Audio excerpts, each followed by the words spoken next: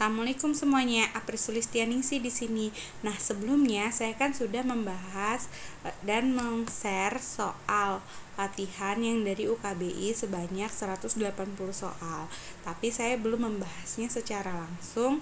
Nah, di video kali ini saya akan membahasnya secara langsung dan menjadikannya 18 part agar lebih detail penjelasannya ya, buat teman-teman bisa sambil mendengarkan video ini dan sambil melihat, mudah-mudahan bisa membantu teman-teman semua. Yuk kita mulai dari soal yang nomor 1. Pertanyaannya adalah, diagnosis apakah yang paling mungkin pada kasus tersebut? Nah, kalau udah yang ditanya adalah diagnosis, kita lihat ke badan soalnya. Nah, di sini adalah seorang perempuan umur 17 tahun dengan keluhan sudah menstruasi lebih dari 10 hari. Nah, di sini juga ada data tambahan di mana ganti pembalutnya lebih dari 3 kali per hari. Kalau sudah seperti ini, sebenarnya kita tidak perlu lihat lagi ke soal yang lebih jauh, dan ini jawabannya adalah hiperminor. Nah, hiperminor itu adalah menstruasi yang dikategorikan dia hiper itu banyak dan lama. Jadi kalau menstruasi itu umumnya 7 hari, ini menstruasi itu bisa sampai ke lebih dari 7 hari, bahkan di sini lebih dari 10 hari gitu ya. Nah, kita bisa kategorikan di sini banyak dan lama gitu ya. Lebih dari 10 hari dan banyaknya lebih dari 3 kali ganti pembalut gitu. Untuk kategori hiperminor.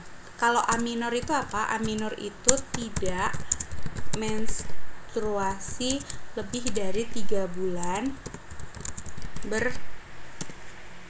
berturut-turut ya. Nah, kalau hipominor itu menstruasinya apa? Menstruasinya sedikit. Jadi biasanya kurang dari 3 hari. Beda dengan oligominor. Kalau menstruasi oligominor itu menstruasinya itu jarang. Berarti kalau normalnya itu adalah 28 minus 7 dan 28 plus 7 atau rentang antara 21 hari sampai dengan 35 hari. Nah, oligominor itu menstruasinya lebih dari 35 hari dari menstruasi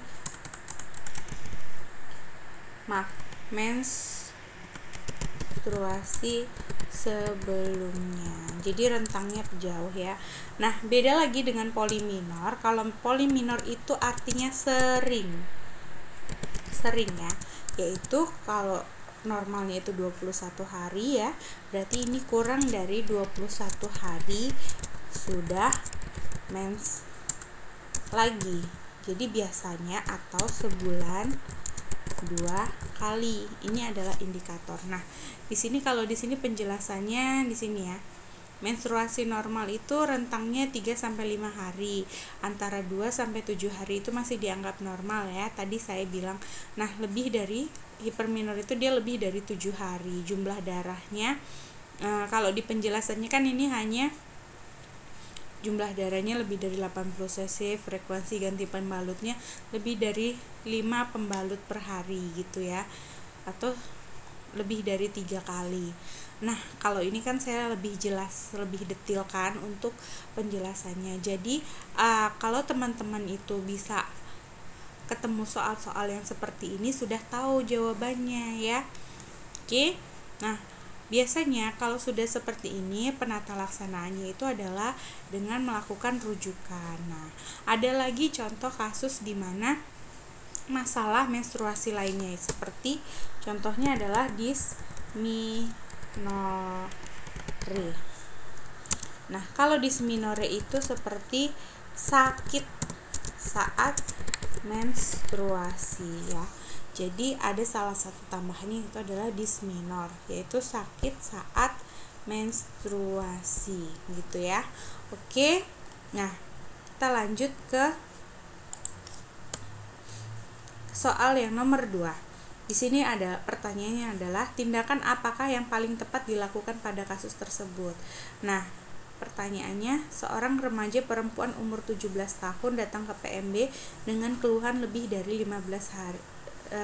Haidnya lebih dari 15 hari gitu ya. 15 hari. Jadi ganti pembalut lebih dari 3 kali sehari, darah menggumpal. Ini kasusnya masih sama dengan kasus yang nomor 1, tapi yang ditanya itu adalah tindakan asuhan. Maka jawabannya itu adalah memberikan konsultasi ke dokter SPOG, karena ini pada kasus yaitu kasus hiperminor. Kasus hiperminor itu bidan tidak boleh melakukan penata laksanaannya. Kenapa? Karena sesuai dengan Undang-Undang Kebidanan tahun 2019, bidan itu hanya mendapatkan ranah yang fisiologis saja, gitu ya. Nah, kenapa kita tidak melakukan konseling gizi? Karena ini tidak menyelesaikan secara langsung terkait dengan masalah hiperminornya. Terus kenapa tidak dengan personal hygiene? Karena meskipun di sini resiko terjadinya infeksi, tapi permasalahan personal hygiene itu tidak langsung mengobati hiperminornya. Terus kenapa kita tidak memberikan suplementasi tambah darah? Ya karena meskipun itu darahnya sudah kita tambahkan suplemen tambah darah, tapi kalau darahnya masih keluar lebih banyak, ya itu tetap saja tidak menyelesaikan masalah. Apalagi kalau hanya disuruh mengecek ulang siklus pada menstruasi berikutnya. Jadi kalau sampai terjadi hiperminor yang selanjutnya, maka akan menyebabkan resiko terjadinya anemia. Jadi tidak menyelesaikan masalah. Oke, kita lanjut ke soal yang nomor 3 ya. Nah, di sini pertanyaannya adalah rencana asuhan apakah yang paling tepat pada kasus tersebut. Oke, jadi rencana asuhan.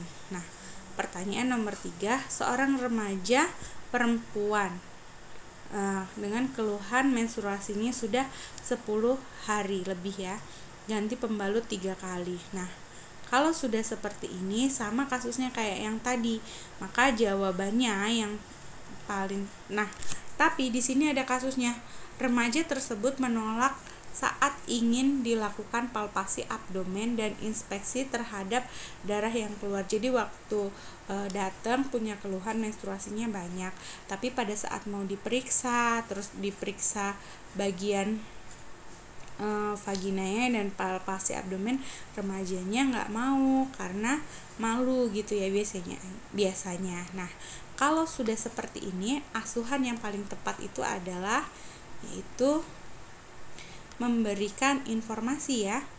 Jadi kita nggak langsung minta dukungan ke keluarga, Bu ini pasiennya nggak mau dibuka, tolong. Nah, itu maksudnya biar kita kita berikan tindakan dulu ya. Nah, yang jawaban yang paling benar adalah memberikan pengetahuan terkait dengan tujuan pemeriksaan fisik.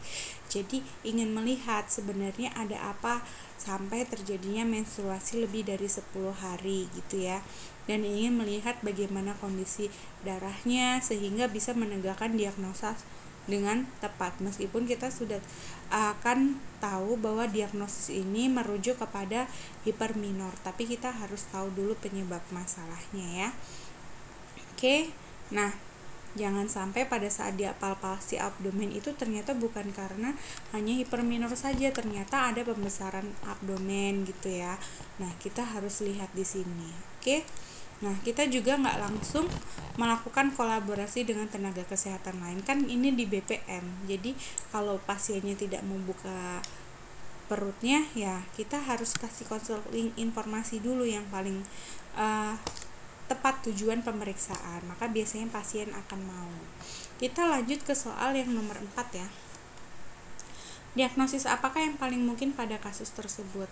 Nah, di sini pertanyaannya, seorang remaja umur 19 tahun datang ke PMB dengan keluhan sudah menstruasinya sebulan ini sudah berlangsung 2 kali. Nah, di sini kata kuncinya. Nah, kalau sudah menstruasi sebulan 2 kali, kita sudah tahu jawabannya. Kita tidak perlu lagi membaca soal dengan detail satu persatu ya. Maka jawabannya adalah poliminor. Ini sudah sama seperti yang saya jelaskan di nomor 1 yang tadi ya, dimana poliminor itu menstruasinya sering, yaitu menstruasi kurang dari 21 hari meskipun jumlahnya banyak. Jumlah menstruasinya itu sama, itu kita sebut dengan poliminor. Oke. Nah, kalau di sini penjelasannya hanya poliminor itu menstruasinya kurang dari 21 hari, volumenya sama ya. Gitu. Oke, kita lanjut ke soal yang nomor 5. Nah, di soal yang nomor 5 ini pertanyaannya, diagnosis apakah yang paling tepat pada kasus tersebut. Nah, kita ke badan soalnya, di mana seorang perempuan umur 14 tahun dengan keluhan pernah mengalami haid, sakit perut di daerah perut ya. Jadi dia belum pernah haid tapi sering banget setiap bulan sakit perut. Nah, pada saat dilakukan palpasi abdomen tidak ada massa, tapi pada saat infeksi lubang vagina terdapat kebiruan dan menonjol keluar. Jadi seperti ada tekanan pada darah. Jadi ini tuh bayangkan kita itu seperti adanya sepertinya vagina itu tidak bisa mengeluarkan darah karena apa?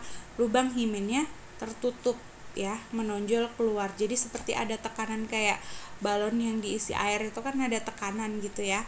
Nah, itu kita sebut dengan kasus yaitu himen imperforata atau atresia hymenalis. Di sini atresia hymenalis. Jadi himennya tidak berlubang sehingga darah menstruasi tiap bulan tidak bisa keluar sampai dia penuh di seluruh rahim. Jadi sampai menonjol dan dia menyebabkan sakit perut, biasanya seperti itu ya.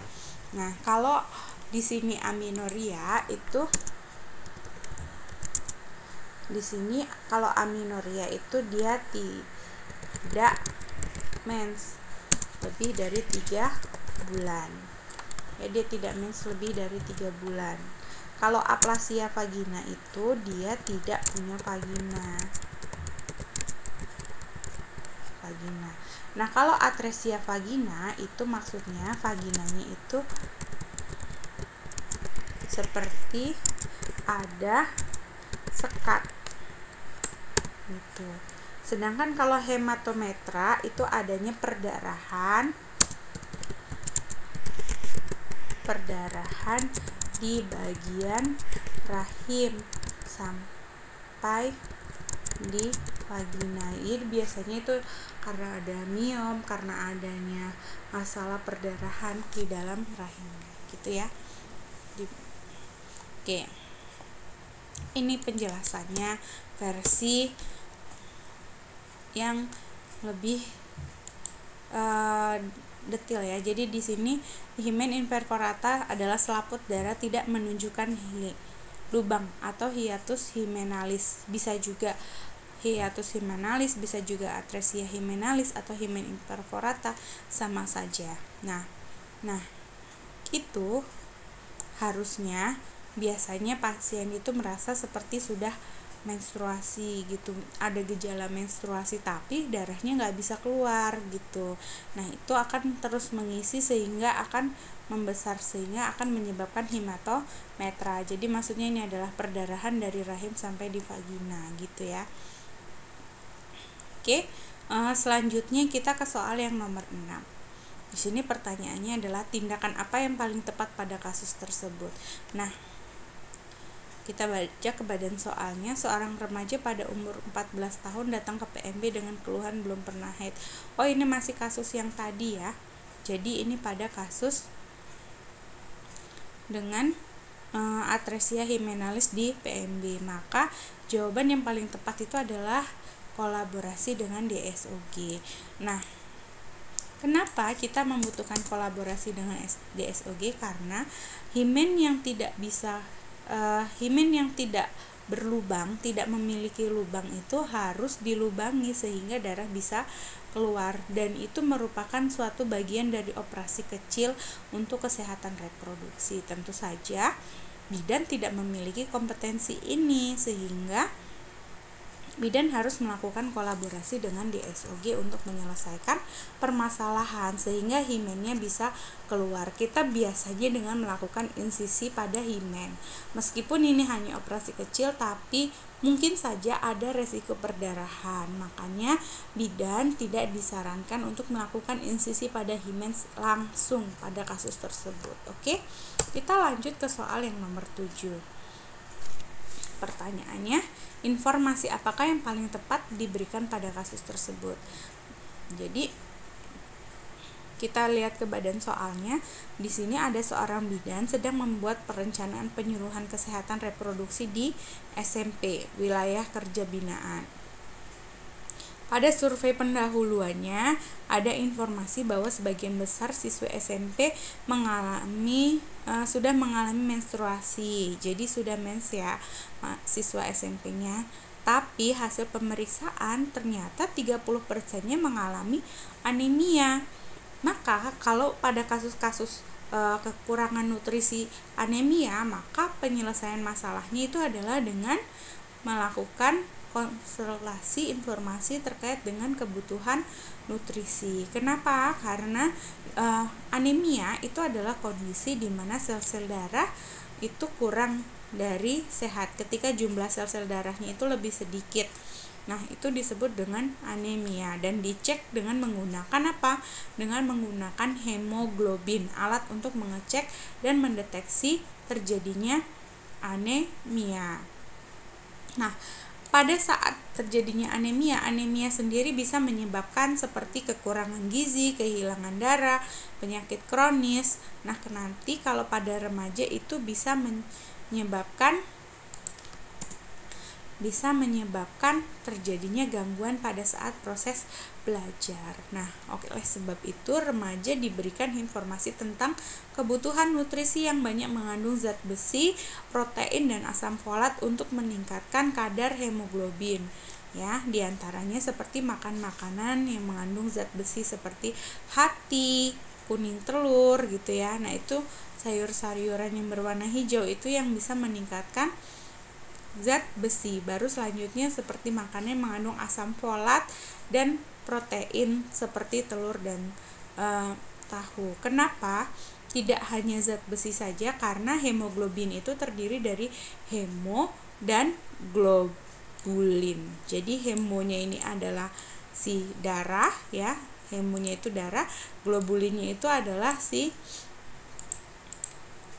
protein. Jadi untuk bisa meningkatkan hemoglobin, jadi tidak hanya dengan zat besi saja, tapi juga harus dengan menggunakan protein. Oke, kita lanjut ke soal yang nomor 8. Nah, pertanyaannya adalah tindakan apakah yang paling tepat sesuai pada kasus tersebut. Nah, di sini seorang remaja umur 17 tahun datang dengan keluhan nyeri haid pada 1-2 hari pertama. Hasil anamnesis darah haid banyak, ganti pembalut 3 kali sehari. Nah, ini pasiennya sudah menderita, kalau nyeri haid kita sebut apa tadi? Yaitu dengan sebutan dysmenorrhea ya, dengan keluhan dysmenorrhea. Sedangkan kalau dengan ganti pembalutnya banyak, itu sudah menunjukkan tanda-tanda hipermenorrhea. Jadi ini menunjukkan adanya kelainan haid. Tapi kalau dia hanya dysmenorrhea biasa pada 1-2 hari pertama, maka kita bisa memberikan penyelesaian masalah dengan menganjurkan pasien itu dengan melakukan olahraga ringan. Kita tidak langsung memberikan analgesik karena analgesik itu tidak menyelesaikan masalah.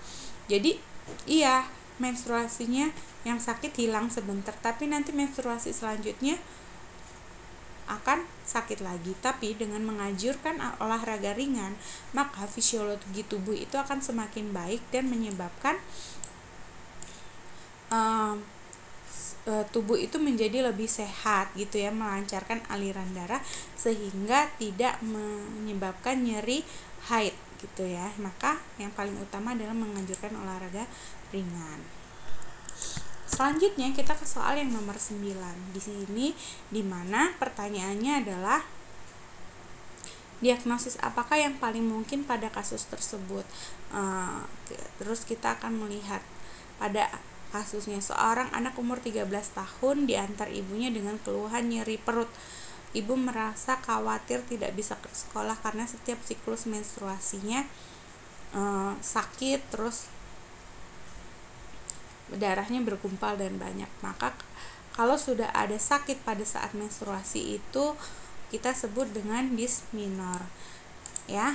Kenapa bukan menarche? Menarche itu artinya haid pertama ya, haid pertama. Kenapa tidak gangguan haid ya? Kali ini sebenarnya gangguan haid, tapi kita harus jelaskan dong diagnosis yang pastinya apa, yaitu dysmenorrhea, yaitu kita sebut dengan nyeri haid sampai aktivitas terganggu ya. Nah, nyeri pada saat ovulasi tidak, karena ini terjadi pada saat menstruasi. Premenstrual syndrome bukan. Premenstrual syndrome itu lebih pada gangguan psikologis. Nah, bisa juga disebabkan oleh gangguan fisiologis juga. Misalkan tubuhnya itu menjadi lebih tidak sehat, mudah emosi, marah, terus seperti ada perasaan tidak nyaman di tubuh. Nah itu, tapi begitu menstruasi datang, nah premenstrual syndrome-nya itu sudah hilang gitu ya. Nah, di sini dysmenorrhea merupakan suatu keluhan normal tapi bisa merupakan tanda suatu penyakit. Normalnya jika terjadi hanya sampai 48 sampai 72 jam saja. Nah, kalau sudah lebih dari 72 jam selama menstruasi sakit terus-menerus, itu tanda-tanda harus dibawa ke tenaga kesehatan yang lebih mumpuni, yaitu ke rumah sakit untuk konsultasi dengan DSOG. Oke, kita lanjut ke soal yang nomor 10. Diagnosis apakah yang paling mungkin pada kasus tersebut? Pertanyaannya, seorang perempuan umur 15 tahun datang diantar ibunya dengan keluhan haid yang banyak dan sering. Nah, siklus haidnya teratur selama 2 bulan terakhir. Hasil pemeriksaan tekanan darahnya semuanya normal dan tidak ada masalah. Nah, kalau sudah seperti ini sebenarnya kita sudah tahu bahwa haidnya banyak dan sering. Kalau hanya banyak dan sering itu kita sebut dengan poliminor. Kita bilang haidnya itu lebih sering. Kalau hiperminor itu banyak. Kalau menometroragi itu banyak dan sering ya, gitu. Dan apa? Dia terjadi sepanjang waktu gitu. Kalau metroragi itu ada perdarahan di luar siklus haid, bukan seputing. Kalau seputing itu dia kalau seputing itu bentuknya hanya seperti bercak saja, hanya seperti bercak. Nah, kalau metroragi itu, kalau menorragi itu dia banyak aja, tapi dia banyaknya itu waktunya tidak lebih dari 7 hari ya. Koreksi kalau saya salah ya. Oke, itu saja untuk yang part pertama ini dari buku pedoman UKBI bidan yang di tahun 2019. Oke, kita akan melanjutkan yang di part keduanya di video selanjutnya. Dadah, assalamualaikum warahmatullahi wabarakatuh.